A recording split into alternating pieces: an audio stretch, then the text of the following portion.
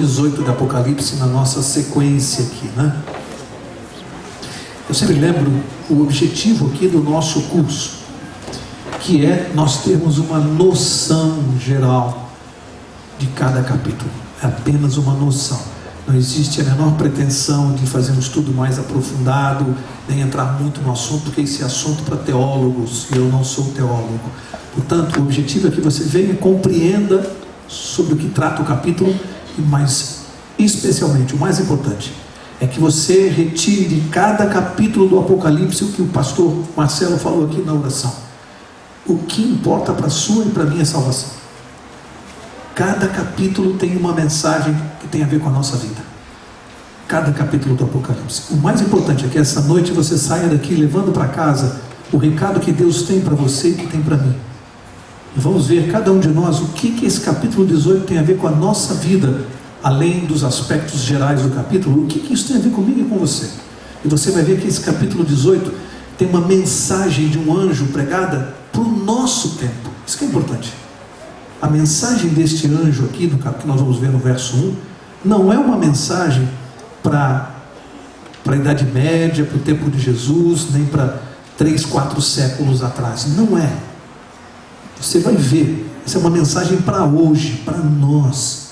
Foi escrito lá atrás, há 2000 anos atrás, aproximadamente.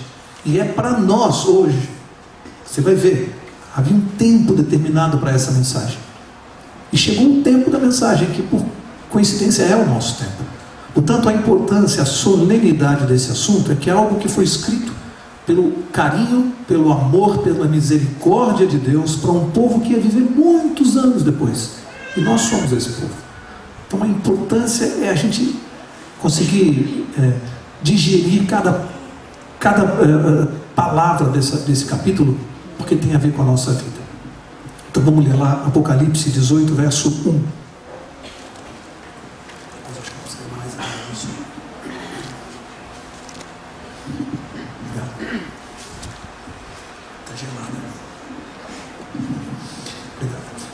Vamos lá, capítulo 18, verso 1. Depois destas coisas, vi descer do céu outro anjo, que tinha grande autoridade, e a terra foi iluminada com o seu esplendor. Olha só. Aqui fala de um outro anjo que ele viu descer do céu para dar essa mensagem. Diz que esse anjo, diz aqui que ele tinha grande o quê? Leia aí o que está escrito. Autoridade. Essa grande autoridade, ela decorre exatamente da solenidade da mensagem. Por isso que ele tinha uma grande autoridade. A mensagem era muito importante. E é a importância da mensagem que dá autoridade a esse anjo. Se ela é importante, nós temos que prestar atenção nela. Muita atenção. O que esse anjo tem para nós, que ele recebeu uma grande autoridade para fazer isso? Diz mais aqui.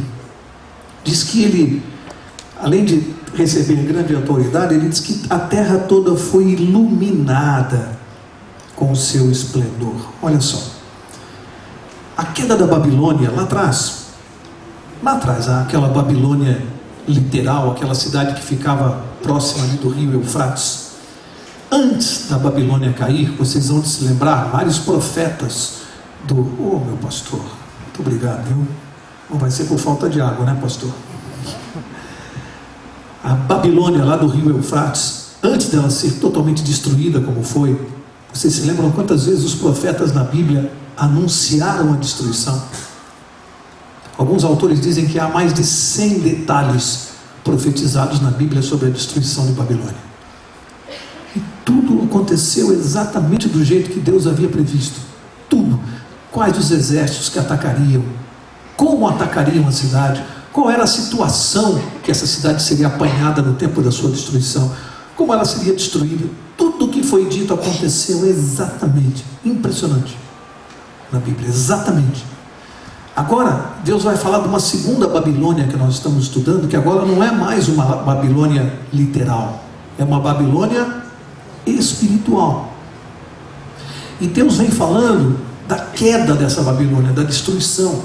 E a gente vem estudando já alguns capítulos o que significa isso. Agora o capítulo 18 vem com uma mensagem importantíssima. Aí eu pergunto, todos os detalhes que Deus deu a respeito da queda da Babilônia literal, que se cumpriram, você acha que há alguma chance de Deus errar na queda da Babilônia espiritual? Não tem chance, né? Vai ser tudo do jeito que ele está falando. E ele disse aqui que a terra foi toda iluminada com a mensagem desse ano. Anjo, a luz da palavra de Deus iria iluminar a terra. Significa o quê? Que a mensagem que nós estamos pregando hoje aqui, esta noite, e que vem sendo pregada pelo menos há mais de 100 anos, que é essa mensagem deste anjo, ela vai iluminar a terra. Essa verdade que vai sair da palavra de Deus é que vai clarear a mente das pessoas, e elas vão enxergar o que não estavam vendo. É por isso que hoje se fala tanto desse assunto, se prega sobre essas verdades que estavam escondidas. Tem gente que fica meio em dúvida, fala, por que só agora? Só esse povo, só esse pessoal que está pregando isso? Eu nunca ouvi falar disso. Só agora porque Deus determinou um tempo para essa mensagem ser pregada. É o nosso tempo. É de um pouco tempo para cá na história que essa mensagem vem sendo pregada de acordo com a palavra. Por isso que vem clareando a verdade. A terra está sendo iluminada aos poucos. Cada vez uma porção maior de pessoas vai tomando conhecimento. Tem gente que chegou aqui essa noite como visita, não sabia que ia ouvir esse assunto, vai tomar conhecimento e contato com uma coisa muito importante. E depois vai se interessar, vai aprender mais, vai retransmitir, vai passar para o outro, e assim a terra vai sendo iluminada, essas verdades vão aparecendo. E as pessoas vão sabendo de coisas que não sabiam, como aconteceu comigo também. Até 13 anos atrás, eu não sabia de nada disso aqui. Nunca tinha ouvido. Vamos seguir. Verso 2. Diz assim: ele clamou com poderosa voz. Caiu a grande Babilônia. E se tornou morada de demônios. Presta atenção nessa expressão aqui, porque ela é muito forte. A minha tradução é mais light, mas talvez tenha pessoas aí que tenham uma tradução mais pesada. Ele diz assim: e guarida de todo espírito imundo. Alguma tradução aqui fala e coito de espírito imundo? Levanta a mão. Ouviu? Mas tem alguma tradução que fala coito? Ali, olha quantas pessoas. Olha que expressão pesada. E fala assim: e esconderijo de toda ave imunda e detestável. Por que a Bíblia está usando essa expressão? Caiu a Babilônia, e diz que a Babilônia tinha um coito com espíritos imundos. Caiu a Babilônia. Nós já estudamos no capítulo 17 e até no 13. Hoje já sabemos o que é a Babilônia espiritual, né? Sabemos que é uma igreja que veio lá desde o Império Romano, derivou do Império Romano, vem comandou durante muito tempo a religião no mundo, e nunca citamos o nome aqui, apenas mencionamos os dados históricos que a própria Bíblia diz. Apocalipse chama essa igreja de quê? Ela é a mãe da Babilônia. A Babilônia não é só esta igreja, ela é a mãe, mas diz que a mãe tem o quê? O que uma mãe tem? Filhos. Ela tem filhas, que são também o quê? Se a mãe é uma igreja, as filhas são o quê? Igrejas. São várias igrejas, de várias denominações evangélicas, mas que se afastaram da verdade. São as filhas da mãe, da grande mãe. E diz que elas mantiveram um coito. Coito o que é? Uma relação sexual com espíritos imundos. Ou seja, a sua doutrina, ela é o resultado de uma conjunção, no sentido figurado aqui, né? De uma relação no sentido figurado, ilegal, de adultério com doutrinas que não vêm de Deus, mas de espíritos imundos. É pesado isso ou não é? É uma linguagem pesada, mas necessária, porque as pessoas que estão habituadas a conviver com essas doutrinas falsas e não estão dando muita bola, precisam entender a gravidade disso para Deus. Daí nós temos que tomar cuidado com uma palavrinha que você vai começar a ouvir cada vez mais daqui para frente, chamada ecumenismo. Isso é um perigo, gente. É tão bonito, né, quando o Senhor me fala na época do Natal, do Ano Novo, é preciso ter mais paz na terra, ecumenismo entre as religiões. Como assim? Se Deus chama estas religiões falsas de coito com espíritos imundos, como é possível termos ecumenismo?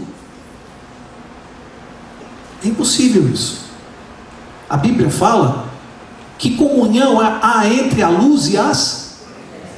É impossível comunhão entre luz e trevas, entre verdade e erro, entre igreja verdadeira e igrejas falsas. Não dá para ter comunhão. É impossível isso. Então é uma tolice quando você ouvir dizer assim: ah, nós temos que todas as igrejas, todas as religiões levam a Deus. Mentira! Mentira! Religiões fundadas em relações ilícitas com espíritos imundos não levam a Deus. E se Deus diz que a Babilônia está caindo, vai cair, e vai vir um recado mais forte no verso 4, não existe esse tipo de comunhão, de ecumenismo. Ok? Portanto, a expressão aqui é uma expressão pesada. Qual é o símbolo do Espírito Santo? Há alguns, né? Um deles é uma pomba. Lembra-se que pousou sobre Jesus no seu batismo? É um símbolo do Espírito Santo na Bíblia. Só que aqui fala de aves imundas. Quer dizer, enquanto o Espírito de Deus é simbolizado por uma pomba, a Babilônia traz como o espírito dela, que norteia as suas doutrinas, as aves imundas. Deus faz o paralelo para que a gente entenda. Portanto, não há como haver concordância na área religiosa e espiritual entre a igreja de Deus e a Babilônia espiritual. Não há como conviver com isso. Daqui para frente, a coisa vai ser cada vez pior, de acordo com as Escrituras, e eu creio nelas. Então quem pensa assim: ah, vem o ano de 2008, vai ser um ano de paz. Onde você leu isso? Amigos, daqui até o fim, cada ano vai ser pior. É o que a Bíblia vem dizendo. Pode ser melhor na sua vida, quando você se encontra com Deus, você pode ter paz com Deus. Pode ser um ano melhor para a sua família, com você, no relacionamento marido e mulher, pais e filhos, porque onde Deus entra, melhora tudo. Nesse sentido pode ser um ano melhor para nós. Mas em termos de contexto social, político, mundial, é daqui para pior. É a Bíblia que está dizendo. A gente tem que se preparar, porque nem começou ainda o que vem pela frente. Vem coisa muito difícil, muito grave. O mundo vai se tornar inabitável até a volta de Jesus. E a gente tem que se preparar para isso. E entender que a gente tem que estar firme com Deus para resistir o que vem. Verso 3.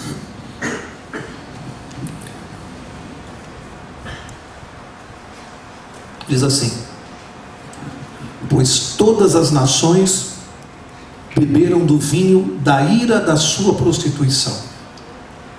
Os reis da terra se prostituíram com ela, e os mercadores da terra se enriqueceram com a abundância da sua luxúria.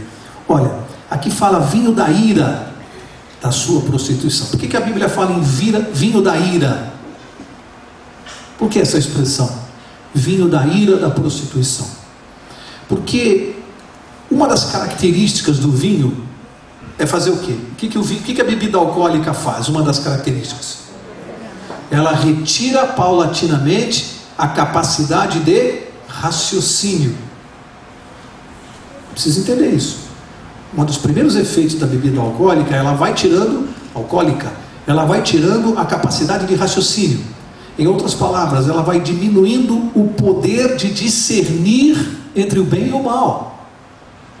Daí uma pessoa embriagada perde o controle, o comando da sua mente, e começa a fazer besteira, e tem alguns que nem se lembram no dia seguinte o que fizeram. Olha a gravidade disso. Você perde o comando sobre a sua mente. As pessoas que se embebedam não sabem o que fazem. Aqui fala do vinho da ira da prostituição. Amigo, presta atenção nisso. Alguns que acham que não tem mal nenhum seguirem falsas doutrinas, e acham que isso é uma besteira, que isso é briga de religião, que isso é uma bobagem, cada um tem a sua e pensa como quer, estão redondamente enganados. Porque o que Deus está dizendo é que quem pratica falsa doutrina, quem crê numa doutrina falsa, está tendo a sua mente dominada, está perdendo a capacidade de discernir entre o bem e o mal, igual um bêbado. Aquilo vai contaminando a mente, vai deixando a pessoa embriagada, e ela perde a capacidade de reconhecer o equívoco, o erro. Ela não consegue perceber onde está o erro, e ela vai seguindo aquelas coisas, às vezes sem maldade, porque ela não consegue enxergar o que a gente está mostrando para ela. É como você tentar conversar com uma pessoa bêbada, embriagada. É perda de tempo. O embriagado, ele não consegue entender. Ele não tem capacidade cerebral para compreender. O que a Bíblia está falando é que esse vinho, ele causa uma ira. Além disso, as pessoas contaminadas pelas falsas doutrinas, eles adquirem essa ira que a Bíblia fala, que é contra quem? Contra aqueles que são fiéis a Deus e praticam a verdade. Daí você começa a entender por que no passado sempre há perseguição contra o povo de Deus, e vai haver até a volta de Jesus. Porque todo aquele que segue a Deus automaticamente recebe a ira daqueles que não seguem. A pessoa que não faz o que tem que fazer, o certo, ela fica com raiva porque o outro faz. Aí começa a perseguição no trabalho, na vizinhança. Vou dar um exemplo para vocês. Jovens que saem para usar droga, balada, encher a cara, beber e voltar no dia seguinte sem saber nem por onde andou. Se ele encostar do lado de um colega que diga: não, eu não vou para balada, eu não bebo, eu não fumo, eu não uso álcool, primeiro ele vai ser, inicialmente, objeto de gozação.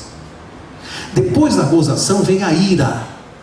É a raiva daquele cara que não consegue se controlar, e vê naquele sujeito que tem pleno controle, ele fica irado com aquele cara, porque ele acha que ele também deveria perder o controle. É isso que a Bíblia chama de ira. Então as pessoas, quando veem um cristão com seus princípios e valores imutáveis, hoje o mundo tem raiva dessas pessoas, porque chamam essas pessoas de certinhas, de metidas à besta. É a ira, é o vinho da ira que a Bíblia está falando. Causa uma ira. E se preparem, porque aquele que é povo de Deus será objeto dessa ira agora, no tempo do fim. Os cristãos serão odiados e perseguidos outra vez por causa do vinho da ira, da raiva, da cólera, das pessoas que não seguem a Deus. Verso 4 diz assim: ouvi outra voz do céu. De onde vem essa voz? Do céu, dizer: sai dela, povo meu, para que não sejas participante dos seus pecados, para que não incorras nas suas pragas. Para aqui. Não, vamos ler o 5 também. Pois os seus pecados se acumularam até o céu, e Deus se lembrou das iniquidades dela. Sai dela, povo meu. Sai dela. De que está se referindo? Dela quem? De quem que esse capítulo está falando? Da Babilônia espiritual. Qual é o recado de Deus para quem está dentro da Babilônia espiritual hoje? Sai dela, povo meu. Esse é o recado. Eu não vou citar, e não faria isso aqui, em nome de nenhuma religião. Já deu para você entender o que é Babilônia e o que não é Babilônia. A igreja de Deus na terra é uma só. Não tem duas, nem três, nem 10. Deus tem uma igreja, sempre teve uma igreja, a sua igreja, a igreja de Israel, depois fundada por Cristo, os apóstolos, vem até hoje. A igreja de Deus é uma só. Já disse aqui, você procura a igreja de Deus não por nome, porque a Bíblia não dá o nome dela. Procure pelas características bíblicas. São duas só, quem se lembra? Guarda os mandamentos de Deus e tenha fé em Jesus. Testemunho de Jesus. Olha só, quantos mandamentos são? Nós sabemos quais são os 10. Estão lá em Êxodo capítulo 20. Não precisa ir lá agora. Então, se você quiser, quem não sabe, chega lá em casa e lê Êxodo capítulo 20. Você vai ter os 10 mandamentos. Se uma determinada denominação religiosa guarda 9 mandamentos, 9, ela é a igreja de Deus? Não. E Deus está dizendo assim: sai dela. Por mais que você goste, por mais que seus pais tenham frequentado, seus avós, por mais carinho, por mais amigos que você tenha lá, o recado de Deus é: saia daí. Ou seja, não há condições, de acordo com a Bíblia, de haver uma reforma na Babilônia. Dessa igreja, de repente, vir a guardar os 10 mandamentos, dela vir a praticar a verdade. Isso é impossível de acordo com a Bíblia. O recado é para sair da Babilônia. Não há transformação para a Babilônia espiritual. Sai dela, povo meu. Eu gosto desse verso porque acalma muita gente que, quando ouve essa mensagem pela primeira vez, a primeira reação humana, normal, lógica, que também foi a minha, é a seguinte: peraí, mas tem tanta gente sincera. Tinha a minha avózinha, meu avô, meu pai, minha irmã que está lá nessa religião, nessa igreja. Eles são pessoas sinceras, eles estão seguindo. Amigos, Deus está dizendo: sai dela, povo meu. É gente dele, é gente que vai se salvar, que está no lugar errado. O que tem a ver a pessoa com o lugar? A pessoa é a pessoa certa, o lugar é errado. Deus está mandando sair de lá. Agora, quando a pessoa recebe esse recado e se mantém lá, aí ela está assumindo uma responsabilidade com Deus. Aí o problema já passa a ser entre a pessoa e Deus. Porque aí a pessoa já está duvidando da palavra de Deus, já está afrontando a Deus, já está praticando o erro conscientemente. Então, não é para você ficar preocupado se você tem um parente, uma pessoa querida que está fora dos verdadeiros caminhos. Se essa pessoa não sabe, a partir do momento que essa pessoa souber, aí ela tem que tomar uma decisão. Agora, quando Deus diz sai dela, quem é que tem que levar o recado para essas pessoas? Quem é que tem que levar? Faz assim com o dedo, ó. Eu, você. Eu não tenho como levar um recado para o seu vizinho, para o seu parente, para a pessoa que mora no seu prédio, seu vizinho de rua. Eu não tenho, eu não conheço. Pastor da igreja não conhece, como é que ele vai fazer isso? Quem é que conta para a pessoa próxima a você? É você. Ah, mas eu não sei nem abrir a Bíblia, não sei mostrar. Para que você está fazendo aqui? Você está estudando, você está aprendendo para você poder contar. O plano de Deus é que você aprenda e conte. Esse é o plano de Deus. Você vai contar para as pessoas próximas a você.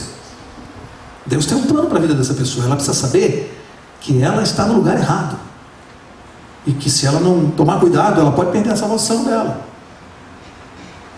Há advertências de Deus a respeito disso. Sai dela, povo meu. Olha só há um remédio para a Babilônia. Não pense que você vai ficar na Babilônia e vai transformá-la. Não existe essa possibilidade. Para a Babilônia só há um remédio: separar-se dela, afastar-se dela, seja qual for a denominação. Se é Babilônia, sai daí. Mauro, mas como é que eu vou saber se é Babilônia? Já falei aqui, ela guarda os mandamentos, os 10, pronto, fácil de você saber. Investigue. Qual a dificuldade? Qual a dificuldade? É só você verificar se guarda os 10, do jeito que eles estão escritos na Bíblia. Vocês se lembram de Ló? Quem se lembra de Ló aqui? Muita gente. Lembram-se de Ló em Sodoma? Deus deu uma advertência que ia destruir Sodoma. Antes de destruir Sodoma, o que ele fez? Mandou um anjo. Vê se é igual aqui, ó, Apocalipse 18. Vê se tem uma semelhança. Mandou o anjo fazer o quê? Ir lá dar um recado para Ló. Qual era o recado? Quem se lembra? Sai de onde? Sai daí. Ele ficou lá em Sodoma? E quem ficou? O que aconteceu? Foi destruído. Mas Ló saiu. Não é igualzinho o recado aqui? Alguém acha que Deus está brincando? Deus está dizendo: sai da Babilônia, porque eu vou destruir a Babilônia, para que você não seja participante dos pecados dela. É o mesmo recado, gente. Sai daí, eu vou destruir. Olha o amor de Deus e o carinho. Ele faz o recado chegar naqueles que são fiéis. Então você está preocupado: tem uma pessoa muito sincera na igreja tal, tem uma pessoa querida. Ué, você está preocupado por quê? Você acha que Deus vai se esquecer dela? Você acha que Deus já não providenciou um anjo para levar esse recado? Você sabe que esse anjo pode ser você? Deus já está providenciando que a pessoa saiba. Agora, se não sair de lá, aí o problema é dela. Mas o amor de Deus, Ele está providenciando que cada pessoa sincera seja divertida. Por isso que a gente está estudando isso aqui. Para conhecer o quê? O amor de Deus, a misericórdia de Deus. Ele não faz nada sem avisar. E olha o tempo que Ele está avisando, hein? Ele não vai fazer nada sem avisar. Ninguém, olha, eu vou garantir para vocês, pela autoridade que está na palavra de Deus, pela autoridade da palavra de Deus, eu garanto para vocês, nenhum justo vai estar na Babilônia no dia que ela for destruída. Nenhum justo, como não havia um justo sequer em Sodoma quando ela foi destruída. Não vai haver uma pessoa justa, sincera na Babilônia no dia da sua queda. Quem permanecer lá era justo aos seus olhos, mas não aos olhos de Deus. Esse é o problema. Não aos olhos de Deus. Não vai ter um justo lá para ser destruído. O justo já saiu antes. Vai ter gente que vai sair na véspera. Vai ter gente que vai sair no dia, mas vai sair. Eu garanto que o anjo da destruição não vai destruir enquanto tiver um só justo ainda lá na Babilônia. Verso 6, antes de ler o verso 6, eu quero dizer uma coisa. Deus sempre teve um povo na Babilônia, em todos os tempos. Impressionante, desde Israel. Sempre teve um povo lá na Babilônia. Sempre teve que chamar o seu povo lá da Babilônia. Sempre. Pode ler a Bíblia, de Gênesis a Apocalipse, você vai ver que sempre tem povo de Deus na Babilônia. É impressionante.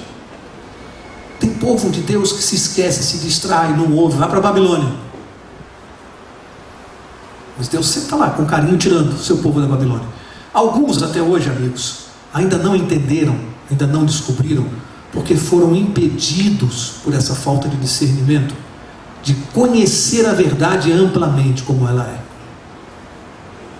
Ainda estão sendo impedidos. Impedidos como, Mauro? Há várias maneiras de impedir. Quer ver? Alguns empecilhos para se conhecer a verdade: laços de família. Às vezes é uma esposa que não deixa, é um marido que não deixa, é uma tradição familiar, é um pai que não deixa o filho, é um marido que não deixa a esposa sair e frequentar a igreja verdadeira, não concorda, não quer, e fica impedindo. Mas esse momento solene dessa mensagem desse anjo, eu garanto para vocês, os sinceros receberão a verdade e vão ter que decidir entre família e Deus, amigos e Deus, igrejas e Deus. Vão ter que tomar uma decisão. Vai ter gente que vai ter que decidir: fico com o meu marido ou vou para Deus? Amigos, Deus disse aquilo que Ele une, que o homem não separe, a não ser que essa pessoa esteja tirando a sua salvação.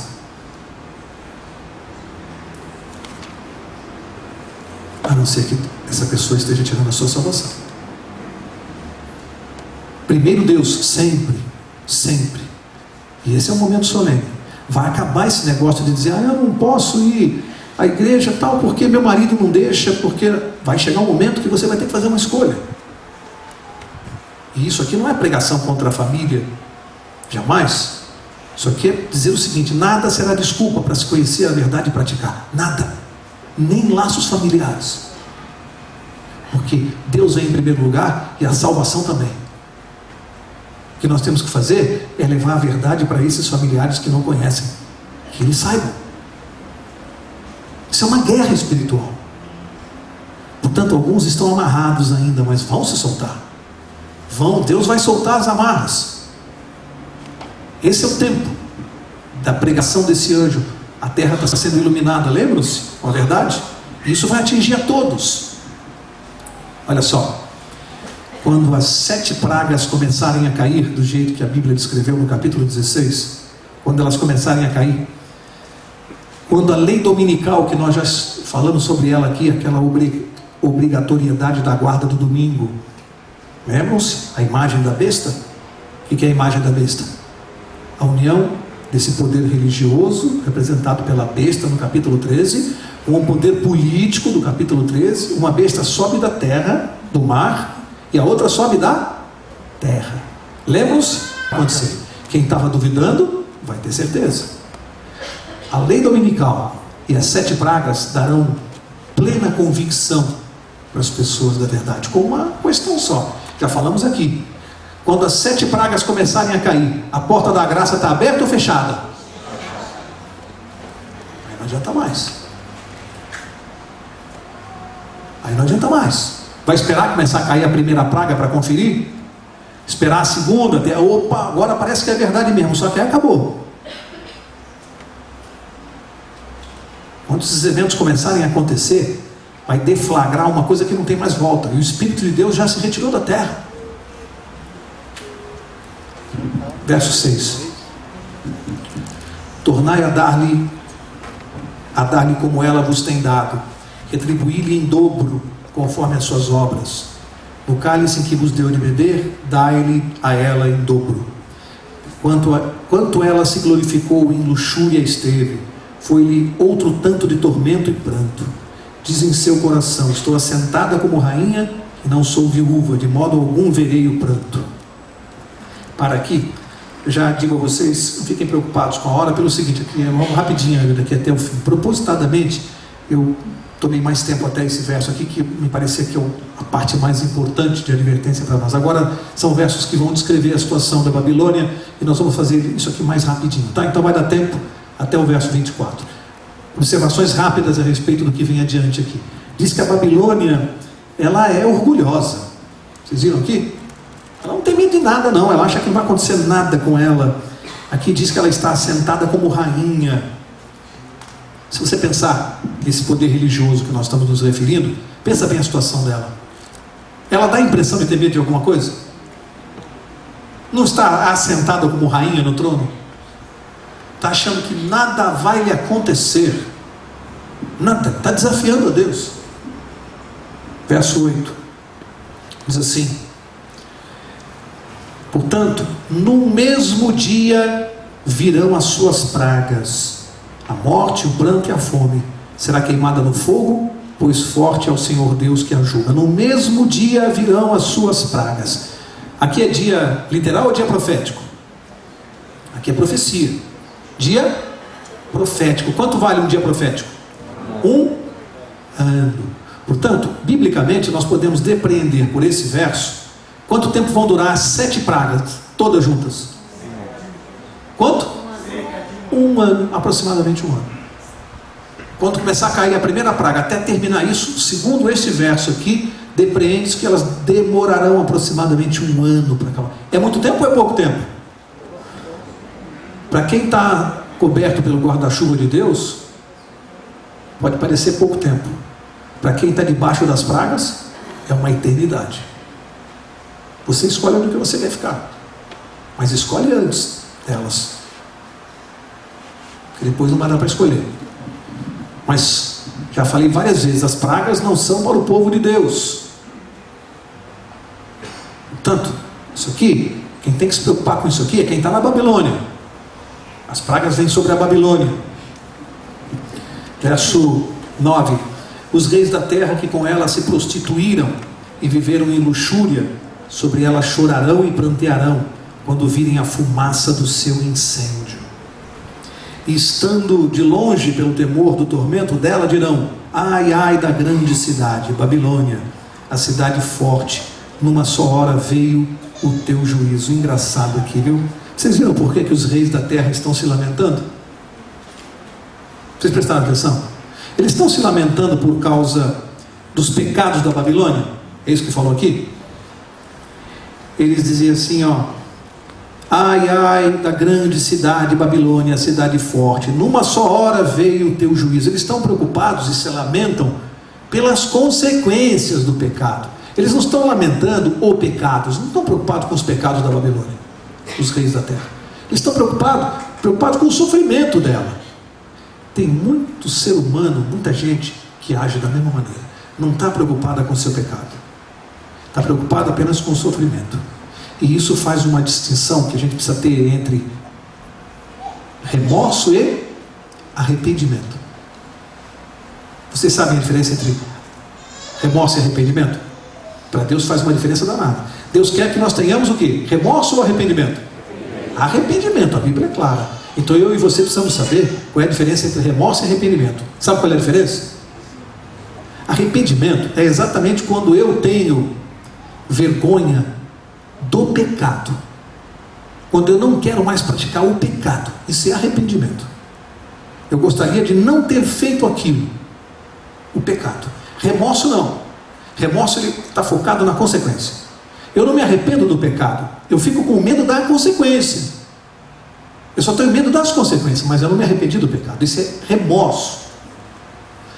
Vai ficar mais claro assim, ó. O arrependimento é uma relação entre eu e Deus. Eu e Deus. Arrependimento. O problema é com Deus. Remorso, o problema é com o próximo. Então, para você saber se você está sentindo remorso ou arrependimento, pensa nisso. Quando você fez uma coisa errada, você está chateado por causa da reação de Deus? Ou você está chateado pelo que pode te acontecer em relação às leis ou às pessoas? Se você estiver preocupado com isso, você não está sentindo arrependimento, você está sentindo remorso. E remorso não vale para Deus. Então, se eu me desentendo com uma pessoa no trânsito, desço do meu carro, vou lá e dou um tapa no rosto da pessoa, daqui a 10 minutos eu volto lá e vou pedir desculpa para ele. É importante saber por que eu estou fazendo isso. Eu fui pedir desculpas porque eu senti vergonha do que eu fiz, de ter dado um tapa no rosto da pessoa, ou eu estou fazendo isso porque tinha uma testemunha e eu tenho medo de ele abrir um processo contra mim na delegacia? Tem diferença? Olha arrependimento e olha remorso. Quando eu tenho medo das consequências é remorso. Isso não vale para Deus. Então tem gente que tem medo das consequências, mas não se arrependeu do pecado. E a gente tem que tomar cuidado com isso. Vamos seguir. Verso 11. E sobre ela choram e lamentam os mercadores da terra, porque ninguém mais compra a sua mercadoria. Por que os mercadores estão se lamentando? Pelo pecado da idolatria da Babilônia? Não, porque ninguém mais compra a sua mercadoria. Eles estão tendo prejuízo. Eles se lamentam pelos danos materiais, não pelo pecado da idolatria da Babilônia. Teve idolatria na Babilônia? Tem. A Babilônia vende muita coisa para as pessoas comprarem? Eu nem vou entrar no detalhe do que, né? Os mercadores vão perder muito dinheiro quando a Babilônia cair. E vem um verso, uma frase mais forte aqui, quer ver? Verso 12.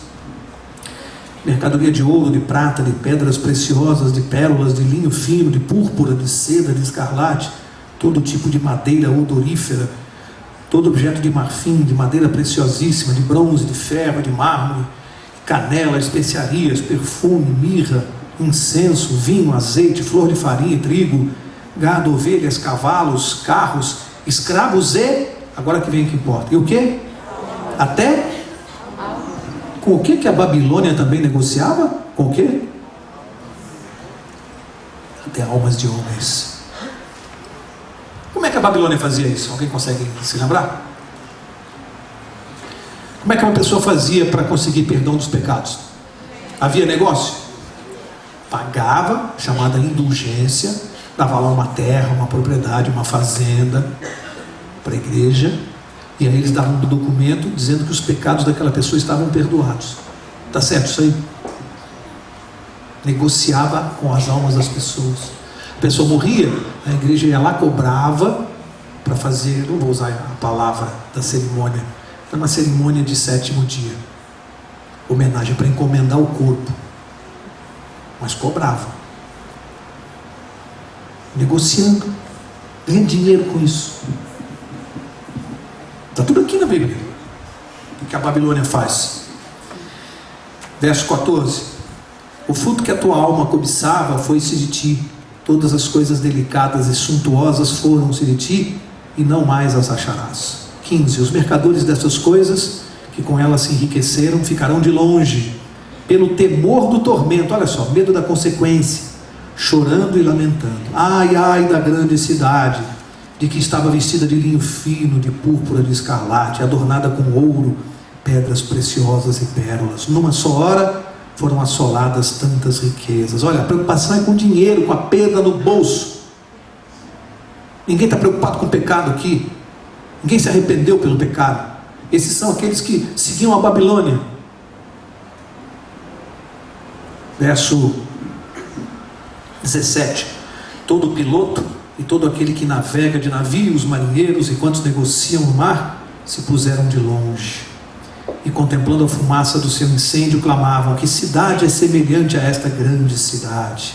E lançavam pó sobre as suas cabeças e clamavam, chorando e lamentando: ai, ai da grande cidade, na qual todos os que tinham navios no mar se enriqueceram à custa da sua opulência. Numa hora só foi assolada. Para aqui. É importante dizer que esses símbolos usados aqui no Apocalipse, os símbolos dos mercadores, dos navegantes, dos reis, são símbolos aqui que, no fundo, se você misturar tudo isso aqui, quer dizer só uma coisa: todos aqueles que de alguma maneira se beneficiaram ou foram súditos da Babilônia, vamos chamar assim, súditos, vai acontecer duas coisas. Primeiro, vão ficar se lamentando não pelo pecado da Babilônia, mas pelas consequências. Guarda isso, que é importante, tá? Esquece os símbolos e guarda isso. Segunda coisa, vai mostrar que essas pessoas, esses reis da terra, que se uniram, se ajuntaram a essa grande Babilônia espiritual, não vão poder fazer nada para impedir os juízos de Deus, com todo o poder que tem. Vão ter que assistir. Não podem fazer nada contra os juízos de Deus. Nem os reis da terra vão poder impedir a queda da Babilônia. Então guarda isso, isso que interessa. Todos esses que estão e que estarão ainda no futuro, que se ajuntarão a essa grande Babilônia, só vão poder assistir com todo o poder que tem. Não vão poder fazer nada para impedir. Verso 20.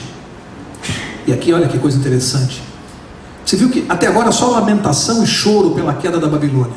Agora o verso 20 fala assim: exulta sobre ela, ó céu, e vós, santos e apóstolos e profetas, Deus contra ela vindicou a vossa causa.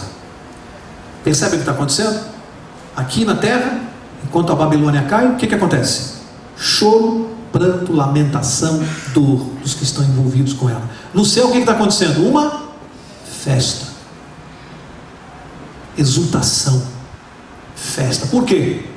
Porque a Babilônia sempre foi inimiga do povo de Deus, sempre perseguiu, matou, bebeu o sangue do povo de Deus. Quando ela é destruída, há festa no céu. Da mesma maneira que houve festa aqui na terra quando a Babilônia literal foi destruída e o povo de Israel comemorou. Vai haver comemoração no céu quando a Babilônia cair, porque vai cair o último grande adversário do povo de Deus aqui na terra. Vai ser destruído. Por isso que tem festa no céu e dor aqui na terra. Por essa razão. Verso 21. Então um forte anjo levantou uma pedra qual uma grande mó e lançou-a no mar, dizendo: com igual ímpeto será lançada a Babilônia, a grande cidade, nunca mais se será achada. Em ti não se ouvirá mais a voz de arpistas, de músicos, de tocadores de flautas e de clarins, nem artífice de arte alguma se achará mais em ti. Em ti não mais se ouvirá ruído de mó. Para aqui, só para explicar uma coisa aqui, que fala de uma grande pedra que é lançada no mar. Se você não entender o simbolismo disso, vai perder um pouco a riqueza do verso. É que naquele tempo havia um simbolismo para destruição.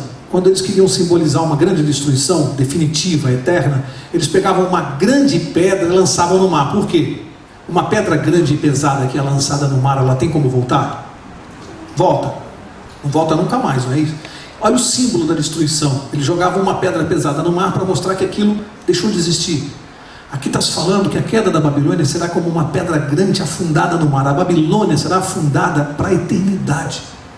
Ou seja, amigos, essas pessoas que foram famosas, foram veneradas, adoradas, esses homens que foram objeto de veneração aqui na terra, e durante tantos anos e séculos a terra venerou, eles entrarão para o esquecimento eterno, ou seja, serão como se nunca tivessem existido. E os humildezinhos, sabe aquele que é humildezinho? Será eternamente engrandecido ao lado de Deus.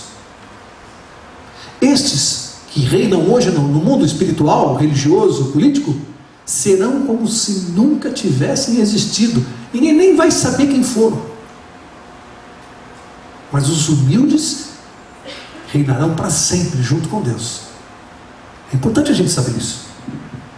serão como se nem tiver. Que coisa pior, amigos, do que você cair no esquecimento universal, eterno, ninguém nem saber quem foi, como se não tivesse existido. Esse é o destino dessas pessoas. Para encerrar, verso 23: a luz de candeia não brilhará em ti, a voz de noivo e de noiva não mais em ti se achará. Todos os teus mercadores eram os grandes da terra, todas as nações foram enganadas pelas tuas, o que diz aí? Feitiçarias. A Bíblia não poupa palavras pesadas contra a Babilônia espiritual. E nela se achou o sangue dos profetas e dos santos e de todos os que foram mortos na terra. Amigos, eu disse no início que a importância desse capítulo é, primeiro, a advertência solene para nós. Eu vejo, quando eu leio esse capítulo, eu vejo claramente o amor de Deus. Um Deus carinhoso, amoroso, dizendo assim: você, meu filho amado, querido, sincero, que não tem nada a ver com essa sujeira aqui, sai daí, aí não é lugar para você. Você não tem nada a ver com essa sujeira. Agora, se você recebe o recado de um Deus amoroso e resolve, por sua teimosia, permanecer praticando dogmas religiosos que vêm de espíritos imundos, e resolve afrontar a Deus, você vai perder a sua salvação pela teimosia. Deus está dizendo: sai daí, é tão simples seguir a Deus. Pega lá os 10 mandamentos, leia atentamente e faz aquilo lá. Lembra quando perguntaram para Jesus, o jovem rico: Senhor, o que eu preciso fazer para conseguir a vida eterna? O que ele respondeu? O que Jesus respondeu? Guarda os mandamentos. Não é simples, gente. Por que a gente complica? Tem gente que não quer saber de mandamento, não quer saber de nada, quer uma religião que eu não precise mudar. É legal assim, né? Eu vou para uma religião, eu não mudo nada na minha vida, eu continuo sendo quem eu sou, fazendo tudo o que eu quero. A única mudança é que eu passo a usar uma camiseta escrita assim no peito: Jesus te ama. Pronto, legal. E põe um decalque no meu carro e vou lá de vez em quando, mas eu continuo a mesma pessoa, tomando as minhas biritas, pegando as minhas baladas, aprontando de tudo, né? Continuo com a mesma vida, só que eu tenho Jesus. Tem gente que quer uma religião assim. Eu já vi gente dizer assim: eu não tenho te visto mais aqui. Por que você não tem visto mais? Amigos, o que eu vou falar, eu não vou citar nomes, lógico, até porque não é gente dessa igreja, mas eu já conheci pessoas que já estiveram, conheceram a verdade, e a gente sente falta e pergunta assim: mas por que você não tem vindo mais à igreja? Não, agora eu estou frequentando uma outra igreja, uma outra religião. Lá é muito legal, lá eu posso usar brinco, lá eu posso comer carne de porco, lá eu posso, então lá é legal. É isso aí que faz você escolher uma igreja? Lá é legal por isso? Mas tem gente que quer uma religião que se amolde a vida dela. É legal porque lá eu posso usar brinco, lá eu posso ir na igreja de mini saia e o pastor não fala nada. Só falta dizer assim: lá eu posso matar, roubar, adulterar e está tudo bem. Só falta isso. A gente vê às vezes na televisão, nas novelas, né? O sujeito vai matar o outro lá no crime do último capítulo da novela, e o outro ainda fala assim para ele: vai com Deus. É só isso aí que falta. É essa religião que as pessoas querem. E Deus está dizendo assim: faz o que está na Bíblia, siga-me. Essa é a salvação que nós estamos pregando aqui. Não tem complicação. O que a gente prega aqui é simples, é prático. Para terminar, um homem estava na sua casa, doente há muito tempo na cama, e a filha um dia foi chamar o pastor da igreja dela, que ela frequentava, para ir lá visitar o pai e orar com ele, que ele estava à beira da morte. E o pastor foi lá, né? Obrigação, função dele, foi lá. E a filha falou: só que o senhor toma cuidado, meu pai ele é muito complicado assim, ele não tem religião, peço só que o senhor tenha paciência com ele. E o pastor entrou no quarto daquele homem meio apavorado, né? Chegou no quarto, viu que ele estava ali deitado na cama e viu uma cadeira vazia. Aí falou: olha, obrigado, senhor, por me receber na sua casa, gentilmente, até o senhor estava me aguardando, né? Quando ele ia se sentar na cadeira, o homem falou: não, por favor, o senhor não sente nessa cadeira aí. Nessa não. Olhou para a filha e falou: filha, vai lá, pega uma cadeira aí para o pastor sentar. O pastor olhou para ela, ela falou assim: as manias dele, essa cadeira aí ninguém pode nem chegar perto, viu? Ninguém pode sentar nessa cadeira aí do quarto. Vou buscar uma cadeira para o senhor. Aí o pastor ficou ali em pé, trouxe a cadeira, ele sentou, a filha saiu do quarto, fechou a porta, começaram a conversar, e o homem olhou para o pastor e disse assim: pastor, eu queria pedir uma coisa para o senhor. Esses anos todos na minha vida, eu não sei orar. Eu nunca consegui orar. Eu não consigo orar. Eu não sei como falar com Deus. E eu estou sofrendo aqui à beira da morte, eu não consigo falar com Deus. Então, como eu não sei orar, eu fiz o seguinte: eu coloquei essa cadeira aí, e eu mentalizo que Jesus está sentado nessa cadeira aí o tempo todo. E como eu não sei orar, eu fico conversando com ele. Eu fico falando com ele aí. Por isso que ninguém pode sentar aí, essa cadeira é de Jesus. E eu fico falando com ele o tempo todo aí, porque eu queria que o senhor me ensinasse a orar. O pastor disse para aquele homem assim: amigo, o senhor sabe tudo sobre oração. Oração é conversar com Jesus assim como o senhor conversa. É imaginar que ele está sentado aí. O senhor já ora todos os dias. Eu não tenho nada para lhe ensinar. Se despediu, foi embora. 3 dias depois a menina vai de novo lá na igreja: pastor, chorando, eu queria que o senhor fosse realizar o velório do meu pai. Ele faleceu esta manhã. E o pastor, entristecido, olhou para ela: mas esta manhã? Pois é, pastor, eu saí de manhã para fazer umas compras, ele estava relativamente bem na cama, e quando eu voltei ele estava morto lá no quarto. Aí o pastor disse: tá bom, eu vou pegar minhas coisas e vou. Ela disse assim: mas tem uma coisa muito estranha na morte dele, pastor, que eu não consigo entender. Ele mal conseguia se mover mais da cama, e eu deixei ele deitado na cama. Quando eu voltei, eu o encontrei morto, mas numa situação estranha. O pastor disse: estranha como? Pastor, ele tinha conseguido sair da cama, e ele estava deitado, debruçado naquela bendita daquela cadeira. Será que ele estava louco, pastor? O pastor, já com lágrimas nos olhos, falou assim para ela: não, querida, ele melhor do que qualquer um de nós sabia conversar com Jesus. É tão simples, né? Imaginar que ele está aqui e falar com ele. Por que a gente complica? É tão simples. Para a gente ir para o céu, é simples assim. Põe uma cadeira no seu quarto, no seu escritório. Deixa as pessoas te chamarem de maluco, mas fala com ele todo dia. Conversa com Jesus. É isso que nos leva para o céu. Porque ele também vai explicando para a gente o que a gente deve fazer. A oração é assim: a gente fala e ouve.